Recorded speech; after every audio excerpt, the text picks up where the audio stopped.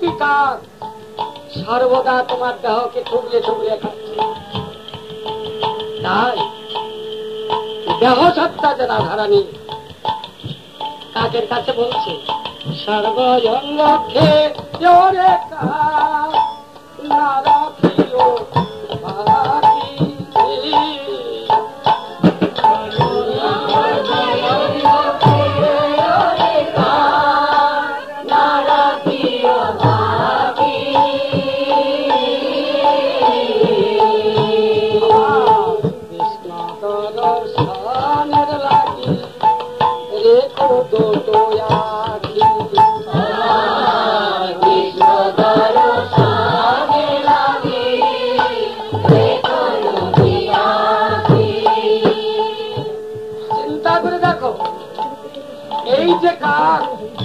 কামনারূপী কাক এই দেহকে দেবারাত্র টুকরে খাচ্ছে, যার জন্য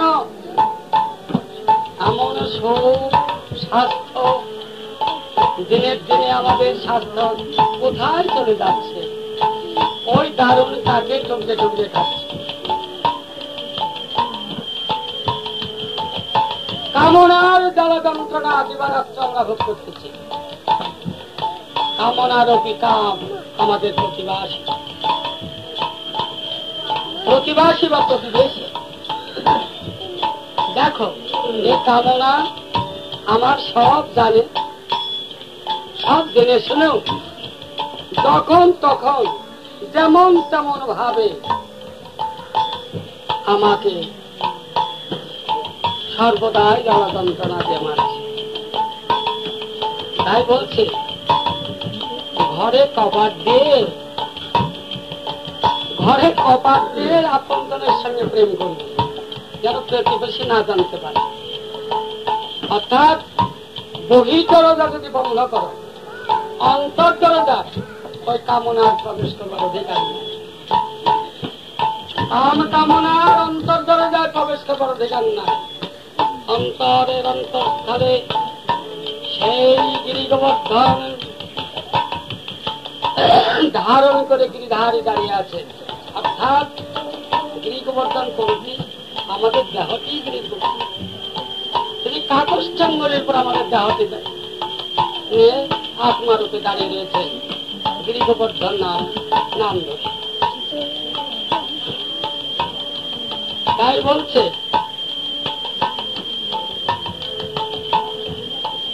বাহিরের দরজা বন্ধ করে আপন ঘরে আপন মনে তারা খোঁজে, বাইরে খোঁজার প্রয়োজন। বাইরে খোঁজার কি প্রয়োজন?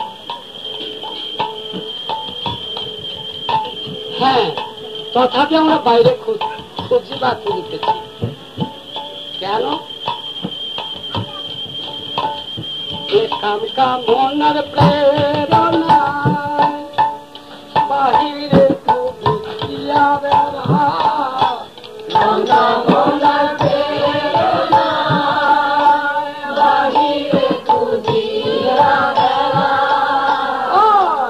কামনার প্রেরণা বাহিরে খুঁজিয়া বেড়া, কামনার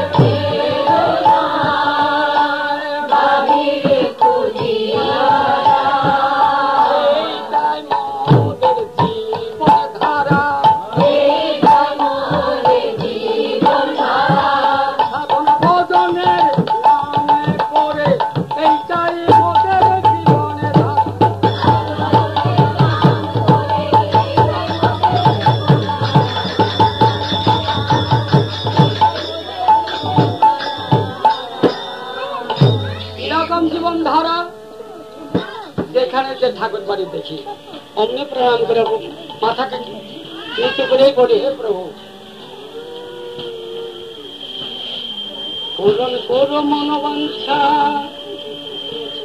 পূরণ করো মনোবাঞ্ছা, তুমি বাঞ্ছা কল্প তরু,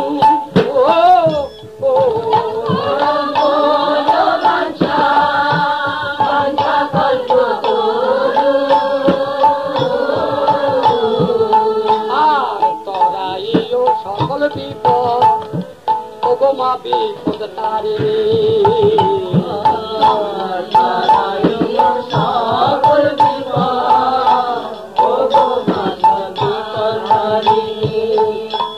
সাধন ভজন যা কিছু আমরা করি সকলই বাসনা পূর্ণের জন্য।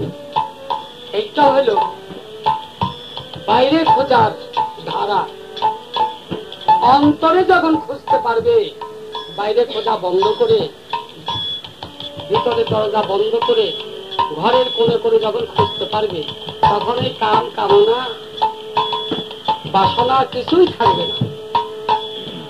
আমাকে মুক্তি করো, আমাকে বিপদ থেকে উদ্ধার করো, তোমার পাদপদ্ম লাভ করবো, কি করবো, কিছু খেয়ালই থাকবে না। থাকবেটা কি? চাওয়া পাওয়া থাকবে না, তো থাকবেটা কি? চাওয়া পাওয়া গেলে আমরা কাকে নিয়ে থাকবো? লাগি খেতে পারা কাকে দিয়ে থেকো,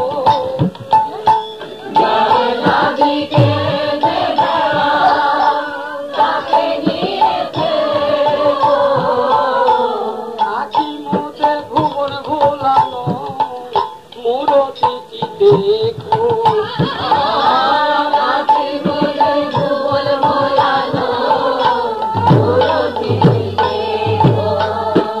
তাহলে কি ধ্যান ধারণা নাম জপ তবে মিথ্যা তা নয়। ধ্যান দ্বারা বুঝিয়ে দিয়েছে যে চক্ষু বুঝে ধ্যান করো, অর্থাৎ বহির্দরজা বন্ধ করো, বহির্দরজা বন্ধ করো, অন্তর দরজা খুলে অন্তরে তাকে খোঁজ করো, ধ্যানের অর্থ। আর আমরা কি করি? বাইরের মূর্তিকে চক্ষু বুঝে চিন্তা করি যে এই মূর্তিটি এই আইলো, এই মাথা পর্যন্ত আসছে, এই পা পর্যন্ত আসছে, এই প্রায় এসে গেছে, যেই দেখলাম যে সবাই এসে গেছে, এবার ধ্যান। তা নয়। ধ্যান শব্দের অর্থ তিনি তোমার মধ্যে কিভাবে বিরাজ করছেন, তুমি কে, ব্রহ্মকে অর্থাৎ আত্মাকে চক্ষু বুঝে তার অনুসন্ধান করো। এই প্রপঞ্চময় দেহের মধ্যে, এই প্রপঞ্চময় দেহের মধ্যে প্রপঞ্চ কি চিন্তা করো, প্রপঞ্চ কি চিন্তা করো, তুমি কে, তুমি কে, একবার ধারণায় আনো। আর তিনি কে, অর্থাৎ ব্রহ্মকে, ঈশ্বরকে, তোমার আরাধ্যকে, তাকে ধ্যান করো। তাকে কি ধ্যান করবে? দেখো তিনি কিভাবে এক অমর্তিতম হইয়াও এক বৈশ্যাম এক বহু হইয়া এই অনন্ত বিশ্ব সেজে রয়েছে, তুমিও যে তার মধ্যে একজন, আর তোমাদের সবাই নিয়ে যে তিনি এক, ইহা চিন্তা করো, ইহা ধ্যান করো, খোঁজ করো।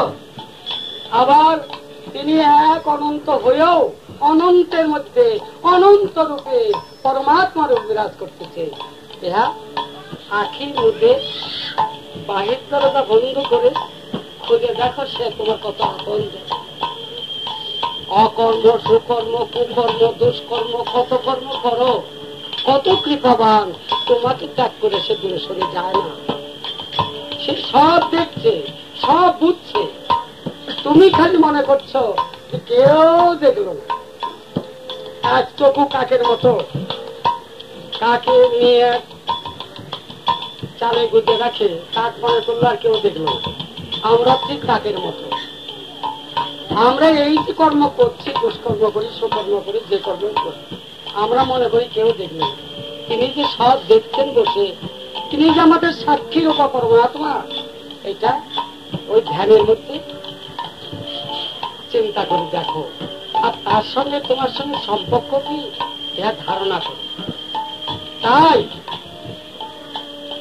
তাই শাস্ত্রে বলে গেছে,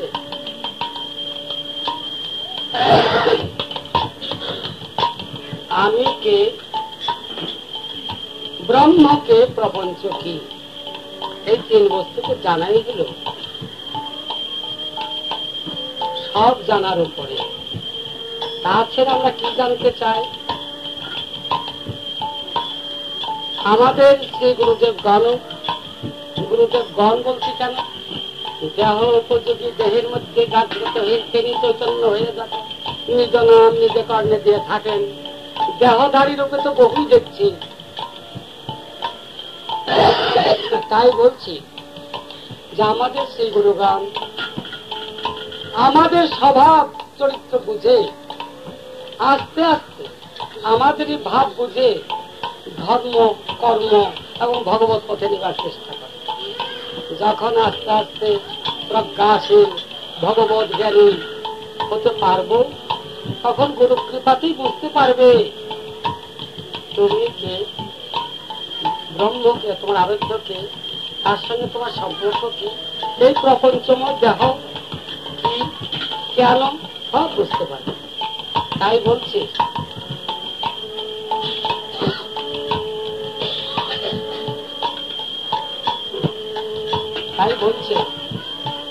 কেউ নাই কেউ নাই কেউ নাই কেউ নাই কেউ নাই কেউ নাই গোবিন্দ বিনে আর কেউ নাই কেউ গোবিন্দ বিনে আর কেউ নাই কেউ নাই। এ গোবিন্দ বিনে কেউ নাই অর্থাৎ আত্মাই যে গোবিন্দ, অর্থাৎ গোবর্ধন পৃথিবী। এই পৃথিবীর যত বৃন্দ অর্থাৎ যত প্রাণী,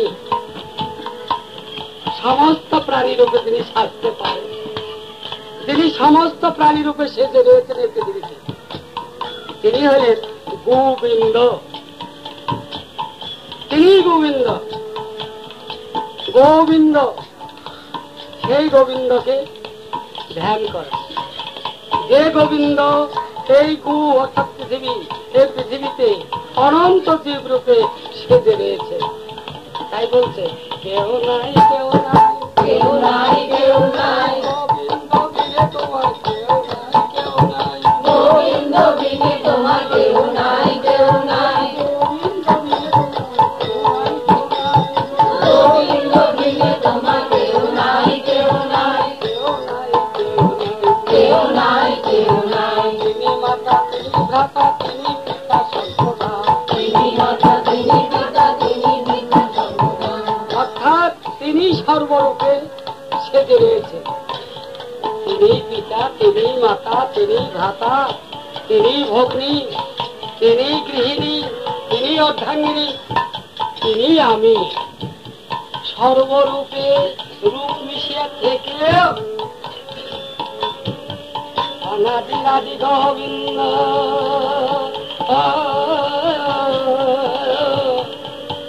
লীলাময়, লীলার কারণে বিশ্বভবনে লীলা করিতেছে। তাই বলছে কেউ নাই কেউ নাই কেউ নাই কেউ নাই কেউ নাই কেউ নাই গোবিন্দ বিনে জীবের কেউ নাই কেউ নাই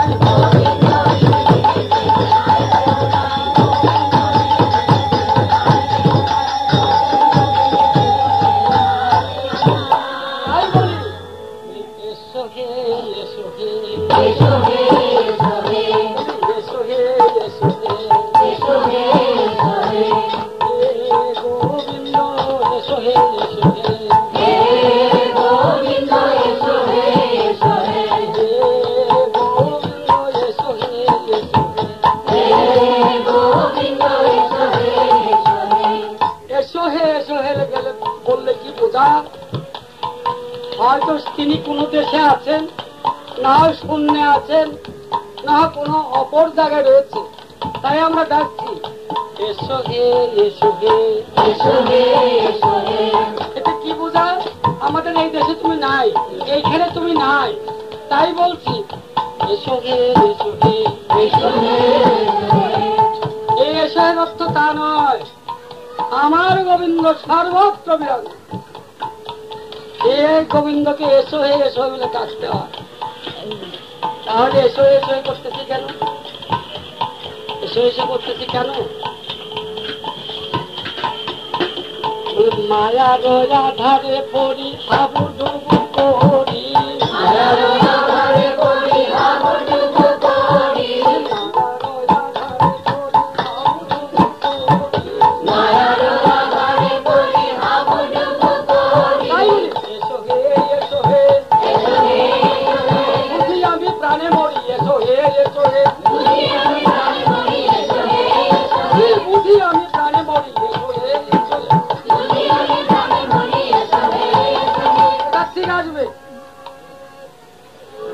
আসবো হে, এসে রক্ত জাগো হে জাগো হে জাগো হে জাগো হে জাগো হে জাগো হে জাগো হে জাগো হে জাগো হে জাগো হে জাগো হে জাগো হে গে জাগাও হে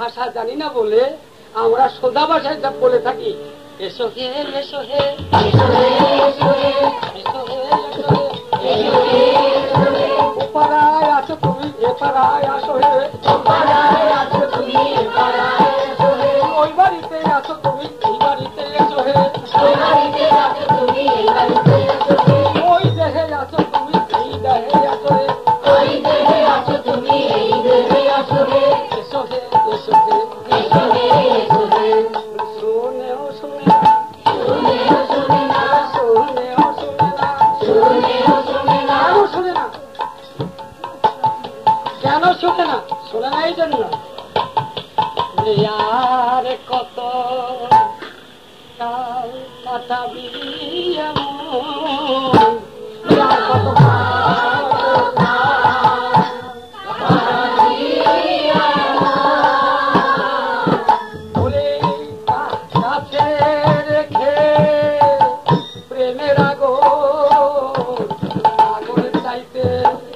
যাবি অন্যের বাড়ি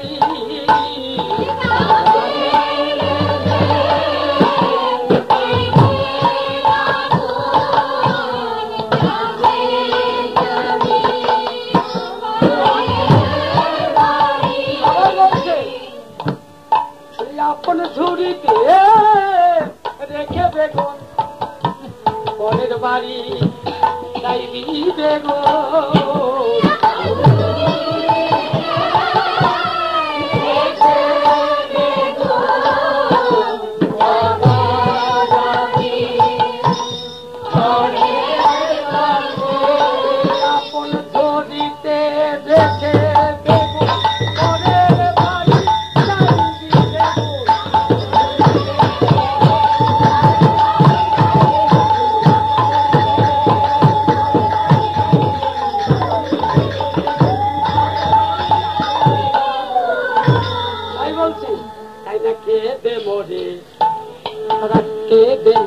জ্বালাই দ্বিগুণ তাই না কে দেব জ্বালাই দ্বিগুণ জ্বালাই দ্বিগুণ জ্বালাই দ্বিগুণ আপন ধরিতে দেখে বেগুন পরের বাড়ি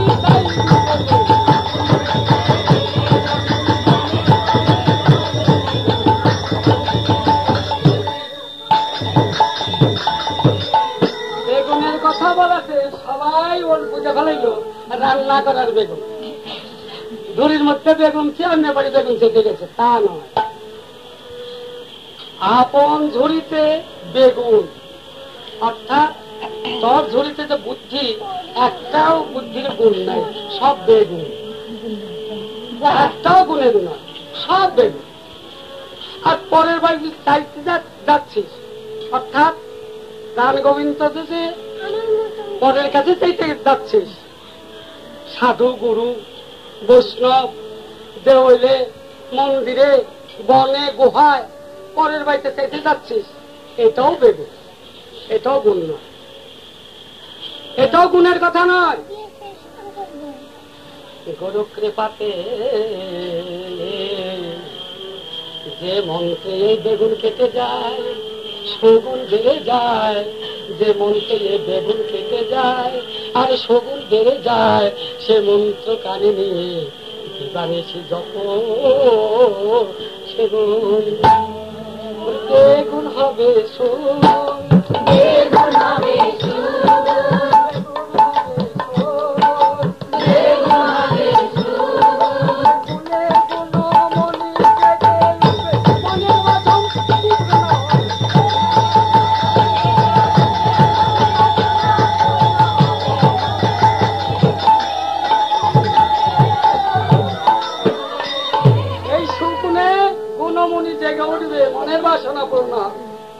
বলছে বলে কপাট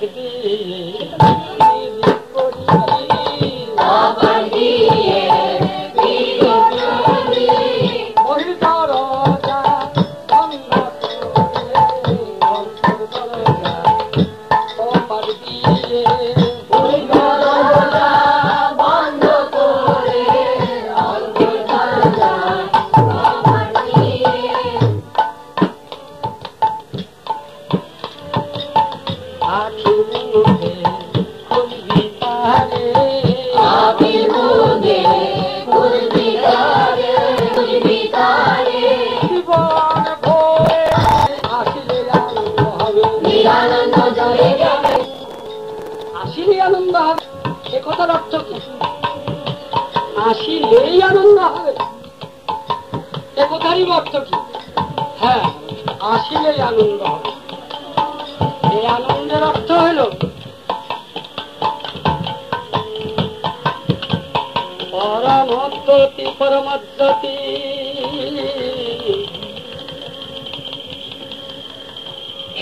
এই আনন্দের লক্ষণ, এই আনন্দের লক্ষণ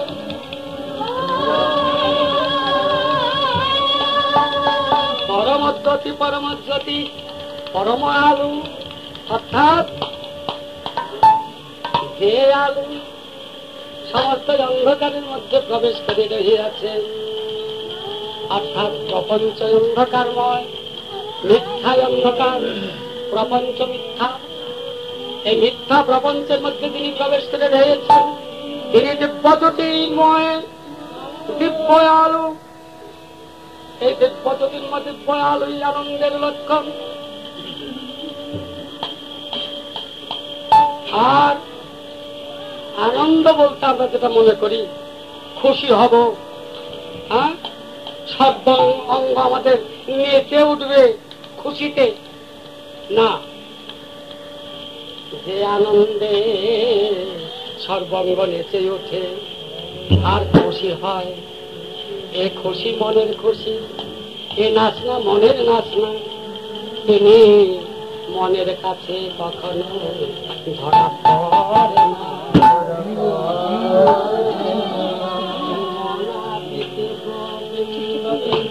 মনে ধরা পড়ে না।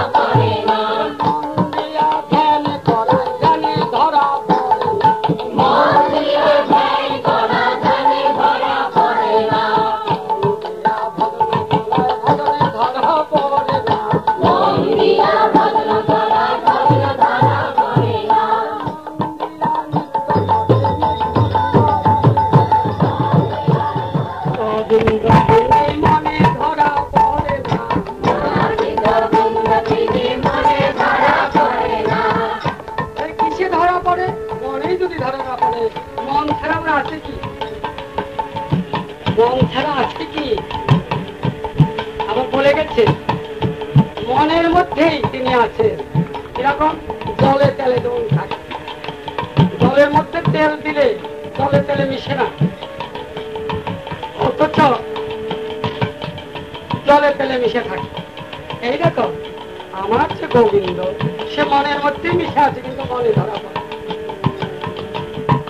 তাহলে মনে ধরে না পড়লে তাহলে কি আমাদের সাধন ভজন নাম জপ তপ এটি মিথ্যা?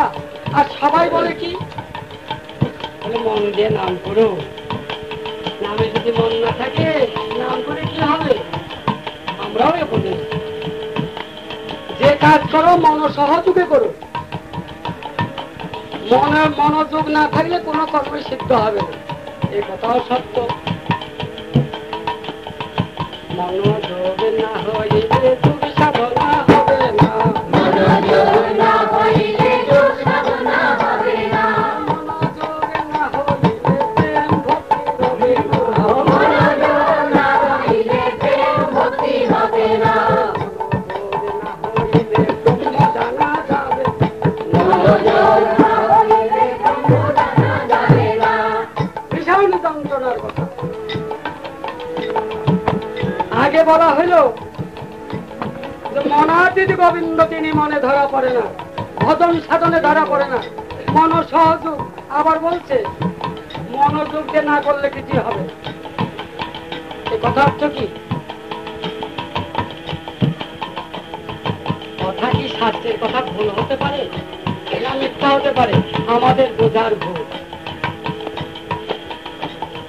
বলছে মনোযোগ না হইলে যোগ সাধনা হবে না, মনোযোগ না হইলে যোগ সাধনা হবে না, এপারে থেকে ওপারে যাওয়ার মন হলো তরিখানা, এপারে থেকে ওপারে যাওয়ার মন হলো তরিখানা, এপারে থেকে ওপারে যাওয়ার মন হলো তরিখানা, এপারে থেকে ওপারে যাওয়ার মন হলো তরিখানা, এপার থেকে ওপার যাওয়ার মন হলো তরিখানা। তাই বলছে মনে মনোযোগ দিয়ে না, মন যদি যোগ না থাকে পার হতে পারবে না। মনোরাজ্যের থেকে আত্মরাজ্যে পৌঁছে দেওয়ার কর্তা মন। মনোরাজ্যে যতক্ষণ পর্যন্ত বাস করবে ততক্ষণ পর্যন্ত মনের যোগসাধ ছাড়া, মনোযোগ ছাড়া চলবে না। সাধন ভজন যাই করো ওই মনোযোগের মন যোগের কাজ করবে। মনকে যদি তুষ্ট রাখতে পারো মন যোগের কাজ করবে, আর মন যদি তোমার উপর তুষ্ট না থাকে বিয়োগের কাজ করবে। নাম ভালো লাগে না, নাম ভালো লাগে না, নাম ভালো লাগে না, মন যদি হয় বিয়োগ নাম ভালো লাগে না, মন যদি হয় বিয়োগ নাম ভালো লাগে না, সাধন দূরের কথা কিছুই ভালো লাগে না, ভালো লাগে না, কাউকে ভালো লাগে না, মন যদি বিয়োগ হয় কাউকে ভালো লাগে না, এতে বিষমে যন্ত্রণা মনকে ভালো লাগে না, এতে বিষমে যন্ত্রণা মনকে ভালো লাগে না, এতে বিষমে যন্ত্রণা কাউকে ভালো লাগে না, এতে বিষমে যন্ত্রণা কাউকে ভালো লাগে না, ভালো লাগার লাগি মন হয় পেটে দুখানা, ভালো লাগার লাগি মন হয় পেটে দুখানা, ভালো লাগার লাগি মন হয় পেটে দুখানা, ভালো লাগার লাগি মন হয় পেটে দুখানা। মন কেটে দুখানা হয় কি? সুপথেও মন আর বিপথেও মন কেটে দুখানা হয়। কুপথেও মন সহায়তা করছে, আবার সুপথেও মন সহায়তা করছে। তাই বলছে ভালো লাগা দুটোই ভালো লাগে। ভালো লাগার লাগি মন হয় পেটে দুখানা, ভালো লাগার লাগি মন হয় পেটে দুখানা। মন কেটে দুখানা হলে আমরা বাঁচবো কি করে? কি করে হয়? মন মনের